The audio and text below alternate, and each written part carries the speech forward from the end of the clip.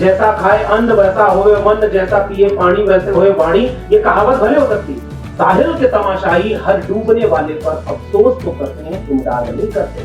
जैसे हमारे गांव में गाली जाती थी, आइए गड़िया कुर्मी चोर का ताली का संगी, ताली बजवा करके सेमिनार में प्रोत्साहित नहीं कर देना है कि ये यूट्यूबर मीट के बाहर जब लोग निकले तो बाकी सब पूछे कि यार हमारे को मुकदमा नहीं हुआ, लगता है अच्छी पत्रकारिता नहीं कर रहे।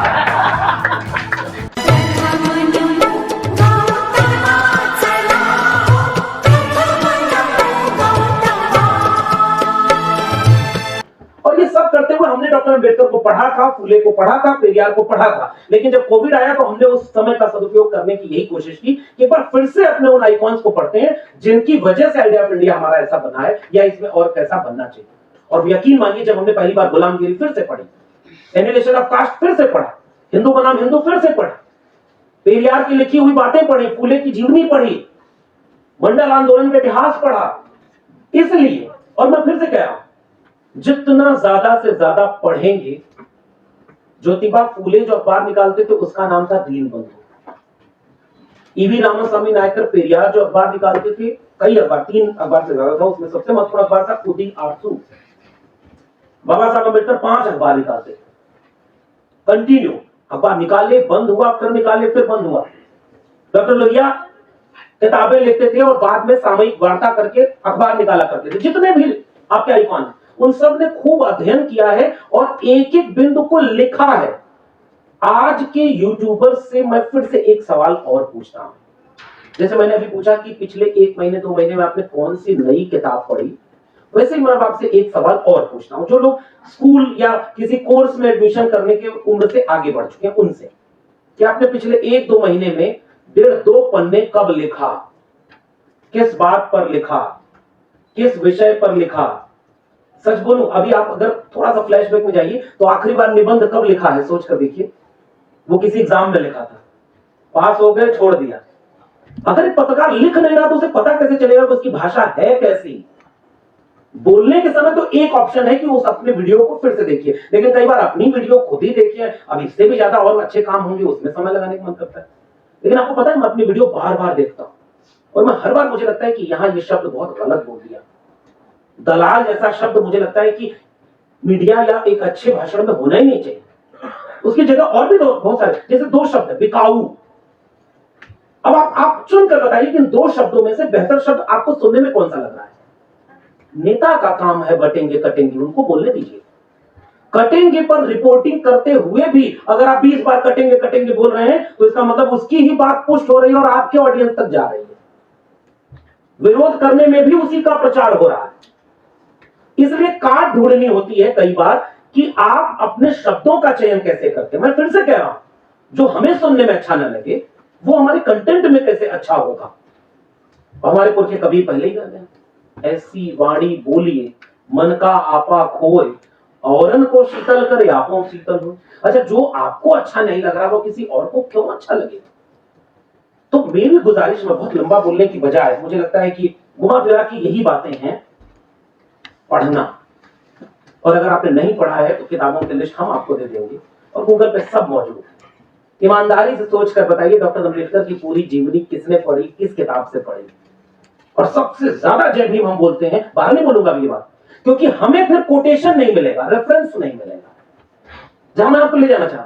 और कल्पना करिए, एक मैं छोटी सी बात और जोड़ दो पत्रकारिता के लिए, मैं फिर से कर रहा हूं, शानदार पत्रकार आपके बीच में आएंगे।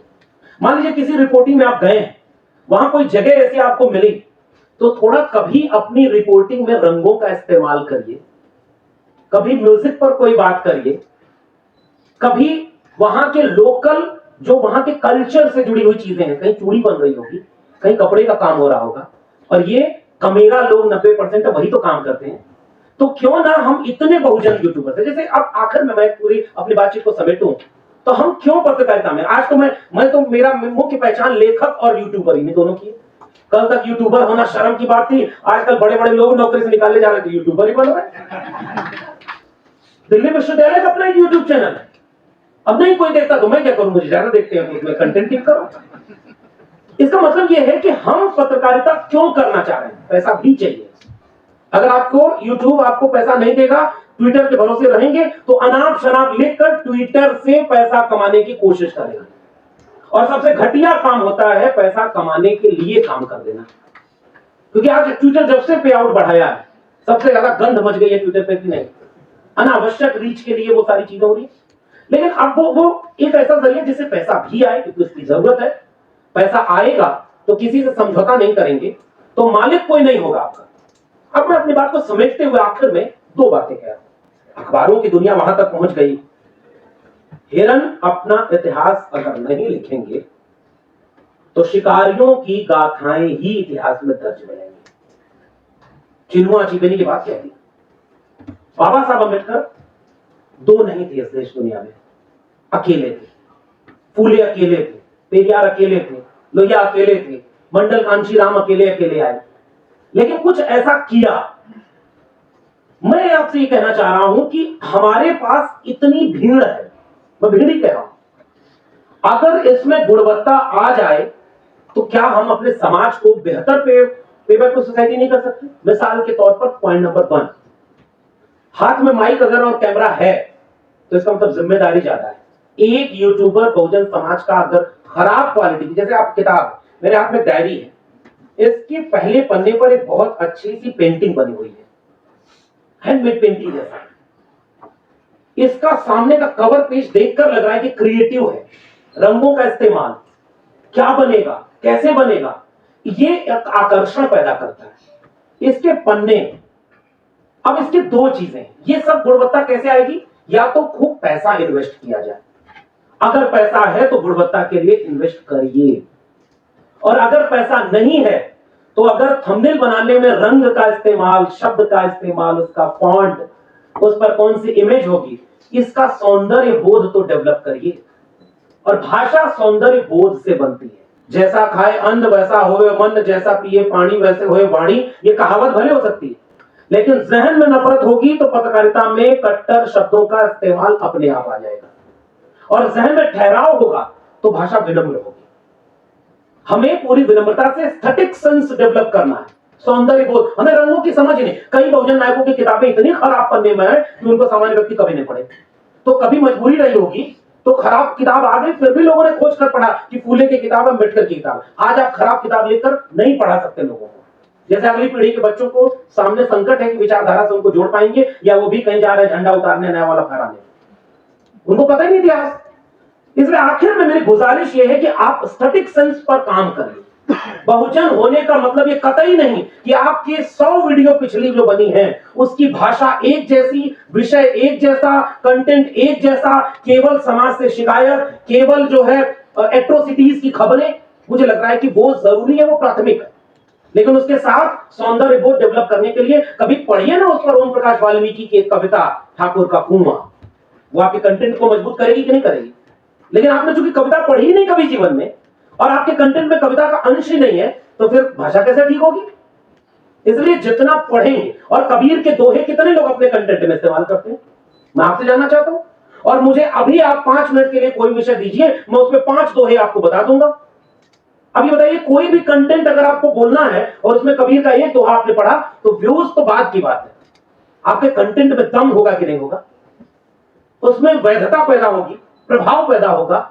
और आज नहीं कल, यूट्यूब की दुनिया तो वो है ना कि आज कोई वीडियो जरूरी ये नहीं है कि नहीं चली तो नहीं ही चली, हो सकता है कल कोई आएगा और शीशे पर पड़ी धूल को यूं झाड़ेगा और फिर देखेगा कि उस पर चमक कितनी ज्यादा।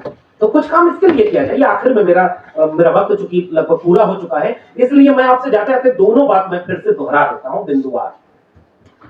कम्युनिटी जर्नलिज्म, चूंकि सुमित ने उन लोगों को यहां इकट्ठा किया जो अपने समाज के सबसे जिम्मेदार लोग हैं, थोड़े से लोग हैं, उनके ऊपर जिम्मेदारी अपने समाज के एट्रोसिटीज को कवर करने की, क्योंकि और कोई कवर नहीं करेगा।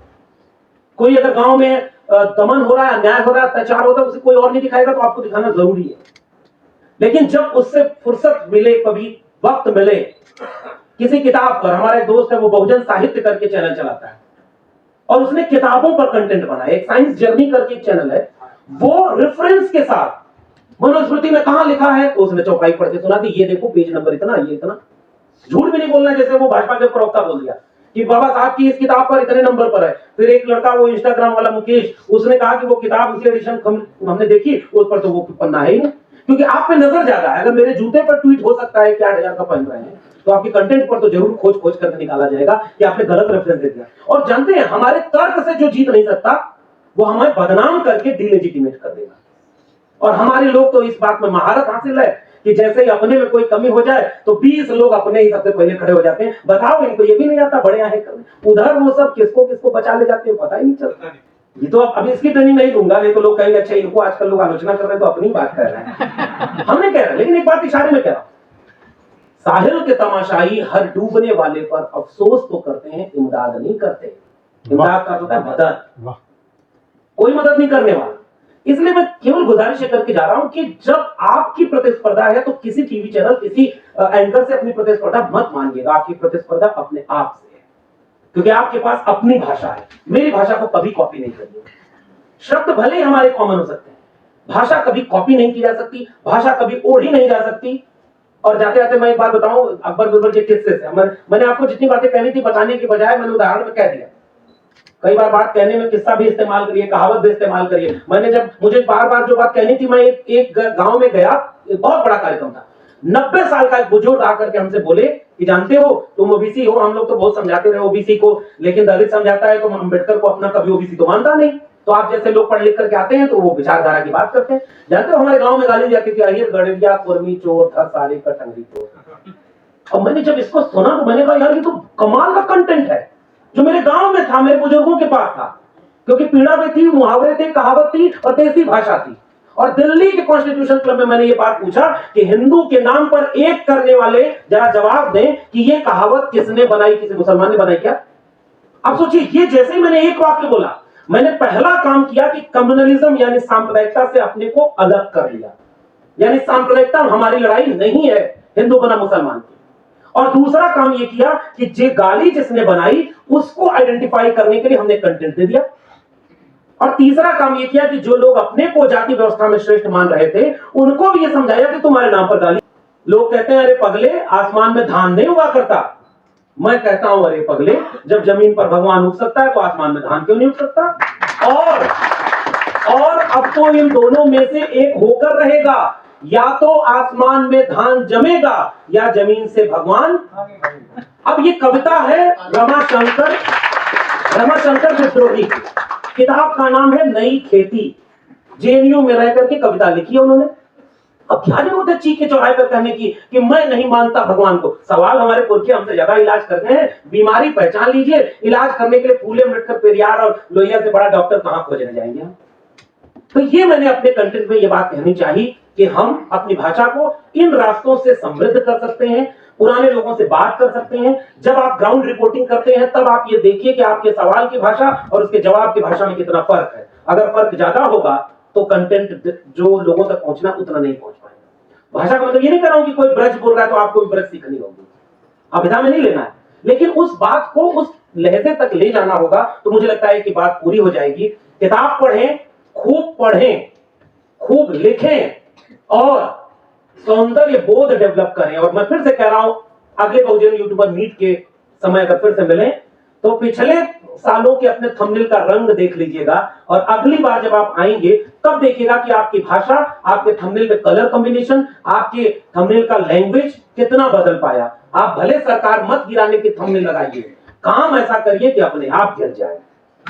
थंबनेल लगाने की क्या जरूरत है? तो मुझे लगता है कि मैंने अपनी बात पूरी करनी। बहुत बहुत शुक्रिया।